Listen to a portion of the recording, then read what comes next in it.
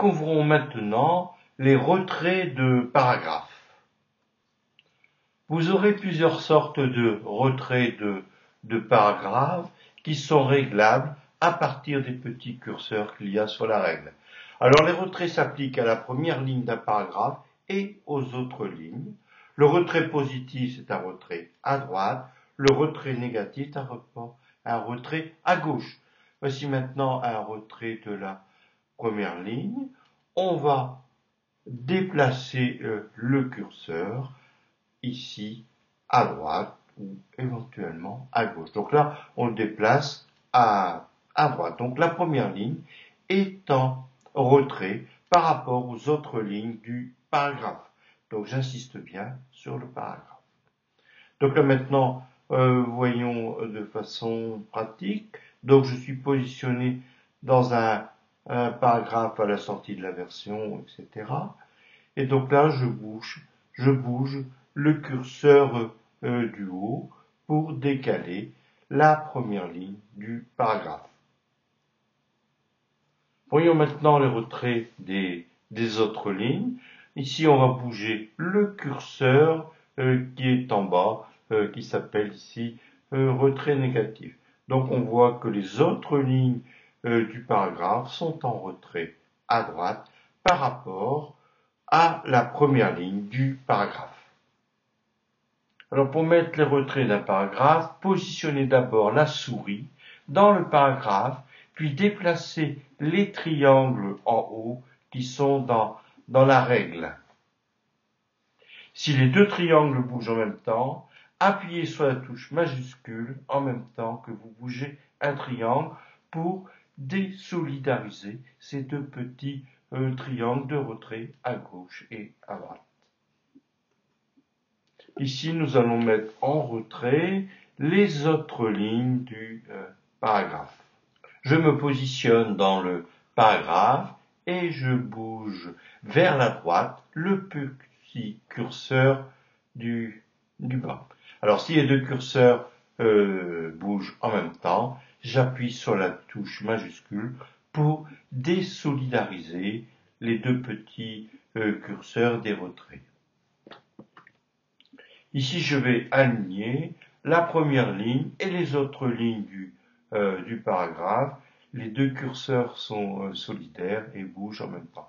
Là, ici, je vais bouger la ligne de repère de droite du paragraphe. Voici. Donc, moi, mon paragraphe, donc, il est cadré de cette façon. Je vais maintenant justifier le paragraphe. Donc maintenant, le dernier paragraphe est maintenant justifié. Je vais maintenant décaler les autres lignes du paragraphe, donc en bougeant le curseur du bas. Ainsi, les deux curseurs sont solidaires, je répète, pour les désolidariser, appuyez sur la touche majuscule pendant que vous changez un curseur, celui du haut ou celui du bas. Voilà, maintenant c'est encore la première ligne du paragraphe et les autres lignes ont été décalées. Dans le cas des exercices faits au syllabe, nous utiliserons le copier-coller pour multiplier les paragraphes et ne pas passer trop de temps dans la frappe en elle-même. Alors, quand on copie le texte sélectionné, celui-ci est stocké provisoirement dans ce qu'on appelle le presse-papier. Une des méthodes, c'est de passer par le menu Édition, Copier et ensuite aller dans le menu Édition, Coller à l'endroit où vous voulez mettre le texte. Et le contenu du presse-papier est collé à l'emplacement du curseur de la souris. Vous pouvez utiliser aussi les raccourcis CTRL-C et CTRL-V dans le monde Windows et commande-C, donc vous appuyez sur la touche commande, qui s'appelait avant la touche pomme, et commande-V pour coller. Anciennement, pomme V. Une petite vidéo pour revoir le processus. Donc ici, là, je vais sélectionner l'ensemble du texte et je vais faire édition, copier. Ensuite, je me positionne à l'endroit vierge du texte et édition, coller. Et je peux faire plusieurs fois coller. Donc je peux faire commande ou édition, coller encore. Voilà, donc on a multiplié le nombre de pages. Là, on a obtenu 6 pages. Voyons maintenant le copier-coller avec mise en forme. Tout d'abord, nous allons copier et coller depuis la barre des menus. Sélectionnez le texte et allez dans Édition, Copier. Positionnez la souris à l'endroit voulu dans votre texte et allez dans le menu Édition, Coller et faire correspondre à la mise en forme. Le texte collé prendra la mise en forme de l'endroit où il a été collé. Alors ici, le texte qui était en Verdana sera maintenant en Apple Chancery. Vous pouvez aussi choisir la mise en forme en cliquant sur le petit icône du presse-papier et choisir ce que vous voulez faire. Là, ici, on va conserver la mise en forme source ou vous pouvez choisir une autre option. Le texte que je vais copier est en Verdana et l'endroit où je vais copier le texte est en Apple Chancery. Donc, je vais maintenant sélectionner mon texte, donc qui est en Verdana, édition, copier, je positionne ma souris dans le texte qui est en Apple Chancery, édition, coller avec la mise en forme. Et voilà, le texte qui a été copié a été mis en forme avec la police Apple Chancery.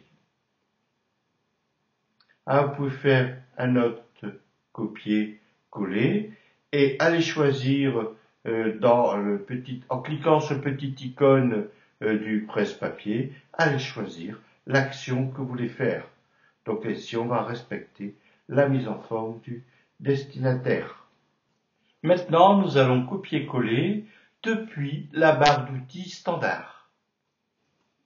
Sélectionnez le texte et cliquez sur le petit outil copier qui est dans la barre de menu standard. Donc c'est avec les deux petits icônes là. Et ensuite, allez vous positionner dans le texte et cliquez sur l'outil coller de la barre d'outils standard. Vous pouvez ensuite aller choisir si vous voulez conserver la mise en forme, respecter la mise en forme de destination. Alors, je sélectionne le texte. Ensuite, je clique sur l'outil copier de la barre d'outils standard. Je positionne dans mon texte et ensuite je clique sur coller de la barre d'outils standard. Ensuite, je vais choisir ce que je veux faire pour conserver la mise en forme ou respecter la mise en forme de la destination, ce que je fais ici. Voyons maintenant le copier-coller depuis un clic droit de la souris. Sélectionnez le texte à copier, un clic droit et dans le menu contextuel, copier. Ensuite, allez vous positionner dans le texte, un clic droit et coller. Vous pouvez bien sûr utiliser le raccourci pomme V ou commande V. Et ensuite, vous pouvez aller conserver la mise en forme ou respecter la mise en forme de destination ou conserver uniquement le texte. Voyons maintenant comment avoir un aperçu avant impression de votre document. Avant d'user inutilement vos coûteuses cartouches de l'imprimante jet d'encre, utilisez le zoom pour avoir un aperçu général de votre document. Donc vous pouvez régler le zoom en haut depuis la barre d'outils standard ou en bas sur le curseur. Donc actuellement, le curseur et en haut le zoom est réglé à 39%. Maintenant, il est réglé à 30%. Donc là, voilà. Je vais jouer sur le zoom, évidemment. Plus le zoom est petit, plus on voit de pages affichées.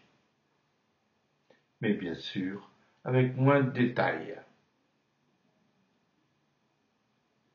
Voilà, maintenant, on est à un zoom à 96%.